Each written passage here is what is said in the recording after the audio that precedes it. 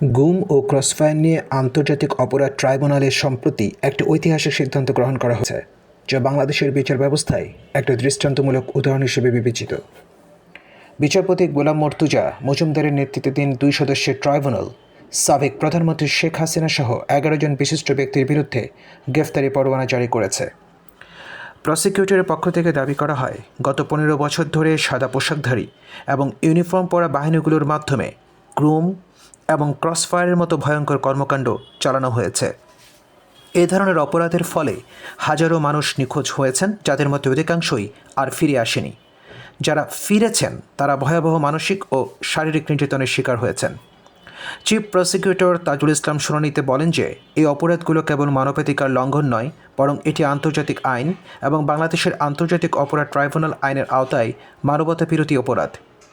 তিনি উল্লেখ করেন, এই গুমের সংস্কৃতি একটি পরিকল্পিত পদক্ষেপ ছিল, যা একটি ভয়ের পরিবেশ সৃষ্টি করেছে এবং জনগণের স্বাধীনতা হরণের হাতিয়ার হিসেবে ব্যবহৃত হয়েছে। ট্রাইব্যুনাল শুনানির শেষে গ্রেফতারি পরোয়ানা জারি করে নির্দেশ দেয়, আসামিদের 12 ফেব্রুয়ারি আদালতে হাজির করতে হবে। একই সঙ্গে তদন্ত রিপোর্ট জমা দেওয়ারও নির্দেশনা দেওয়া হয়েছে। তদন্ত শেষ না হলে আইনশৃঙ্খলা বাহিনীকে গ্রেফতারের অগ্রগতি প্রতিবেদন জমা দিতে বলা হয়েছে। প্রসিকিউটর আরও উল্লেখ করেন যে এ ধরনের অপরাধের বিচার আন্তর্জাতিক আইনের প্রতিশ্রুতির সঙ্গে সামঞ্জস্যপূর্ণ এবং ন্যায় বিচারের পথে একটি বড় পদক্ষেপ। এই মামলার আসামিদের মধ্যে শেখ হাসিনার পাশাপাশি তার নিরাপত্তা উপদেষ্টা তারিক আহমেদ সিদ্দিকী এবং পুলিশের সাবেক মহাপরিদর্শক বেনজির আহমেদও রয়েছেন। এর বাইরেও বিভিন্ন সংস্থায় আরও 8 জন কর্মকর্তাকে অভিযুক্ত করা হয়েছে। তাদের বিরুদ্ধে আনা অভিযোগগুলো জনগণের স্বাধীনতার উপর সরাসরি আঘাত এবং মানবাধিকারের চরম লঙ্ঘন হিসেবে বিবেচিত। শুনানির সময় চিফ প্রসিকিউটর বিভিন্ন ভুক্তভোগী পরিবারের আর্তনাদের কথাও তুলে ধরেন। তিনি বলেন, গুমের শিকার পরিবারগুলো বছরের পর বছর তাদের প্রিয়জনের ফেরার অপেক্ষায় আছে, কিন্তু তাদের অধিকাংশই জানে না তাদের প্রিয়জনেরা কোথায় বা কী অবস্থায় আছেন। অনেক পরিবার তাদের প্রিয়জনের নিখোঁজ হওয়ার পর আর কখনো খুঁজে পায়নি।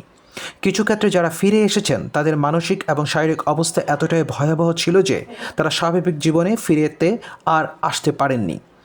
ট্রাইব্যুনাল এই মামলার মাধ্যমে একটি গুরুত্বপূর্ণ বার্তা দিয়েছে যে আইন এবং মানবাধিকারের ঊর্ধ্বে কেউ নয়। এটি শুধু ভুক্তভোগী পরিবারগুলোর জন্য ন্যায় বিচারের আশা জাগায়নি, বরং দেশের বিচার ব্যবস্থার উপরে জনগণের আস্থা পুনরুদ্ধার করেছে। আদালতের এই সিদ্ধান্ত দেশের ভবিষ্যৎ বিচার ব্যবস্থার জন্য একটি মাইলফলক হিসেবে বিবেচিত হবে। 12 ফেব্রুয়ারির শুনানিতে কী ঘটে এবং তদন্ত রিপোর্ট কী প্রকাশ করে তা দেশের রাজনৈতিক ও সামাজিক প্রেক্ষাপটে উল্লেখযোগ্য প্রভাব ফেলবে। একই সঙ্গে এই মামলার প্রক্রিয়া আন্তর্জাতিক অঙ্গনে বাংলাদেশের ন্যায় বিচারের অঙ্গীকারকে সুদৃঢ় করবে। ধন্যবাদ সবাইকে। দেখা হবে পরবর্তী ভিডিওতে।